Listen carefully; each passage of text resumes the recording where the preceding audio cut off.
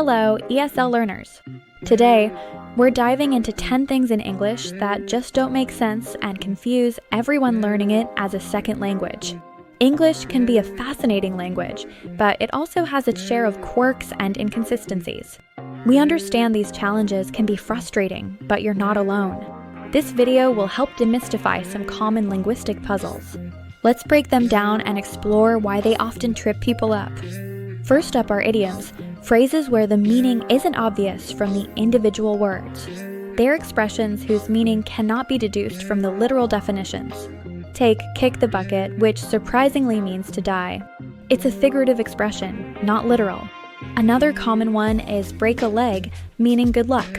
Understanding idioms requires cultural context and memorization, making them particularly challenging for non-native speakers. Next, irregular verbs often trip people up. Unlike regular verbs, which simply add ed for the past tense and past participle, irregular verbs follow no predictable pattern. They don't follow a simple pattern like go, went, and gone. Other common examples include eat, ate, eaten, and see, saw, seen. Mastering these verbs requires consistent practice and memorization, as there are no simple rules. This lack of a consistent pattern makes them a significant hurdle. Phrasal verbs combine a verb with a preposition or adverb, completely changing its meaning. The small particle attached to the verb can drastically alter its sense. For example, turn on means to activate, while turn off means to deactivate.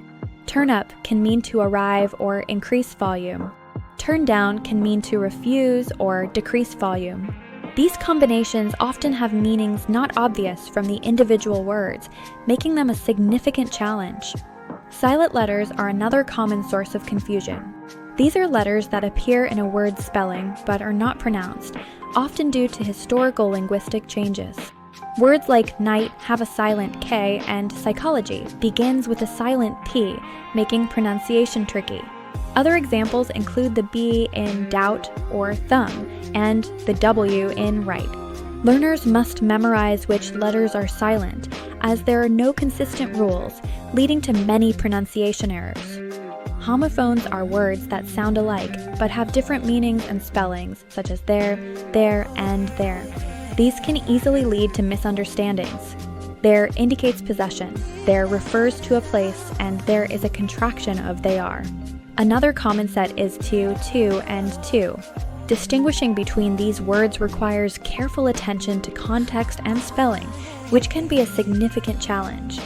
Prepositions like in, on, and at can be particularly challenging, as their usage often depends on context and idiomatic expressions. Consider the difference between in the bed, implying being under the covers, and on the bed, meaning sitting or lying on top. Similarly, we say in the morning, but on Tuesday and at 7 o'clock. These subtle distinctions are often learned through exposure and practice, making them difficult to master.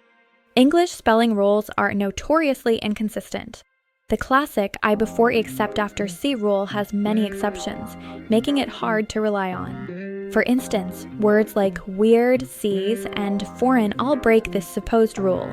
This inconsistency extends to many other areas, with words that sound the same being spelled differently, or words with silent letters. The historical evolution of English has resulted in a complex spelling system.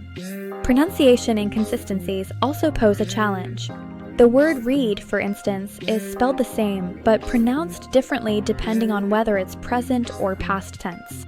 In the present, it sounds like read, as in I read a book every day. In the past, it sounds like read, as in yesterday, I read a fascinating article. These variations often depend on context or part of speech, making accurate pronunciation difficult. False friends are words that look or sound similar in two languages, but have different meanings. This can lead to embarrassing or confusing situations. For example, embarazada in Spanish means pregnant, not embarrassed. If you tell a Spanish speaker you are embarrassed, using that word, you might get a very different reaction.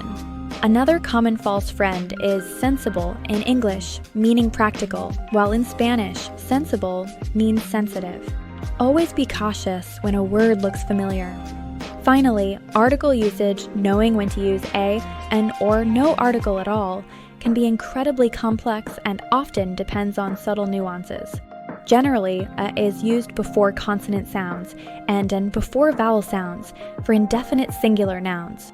However, the use of the for definite nouns or omitting articles entirely is much more intricate. For instance, we say I go to school, but I go to the hospital. These rules are often abstract and require extensive practice. These quirks make English tricky, but practice helps. Don't get discouraged. Every learner faces these challenges. Remember that consistency is key. Immerse yourself in English through books, movies, and conversations.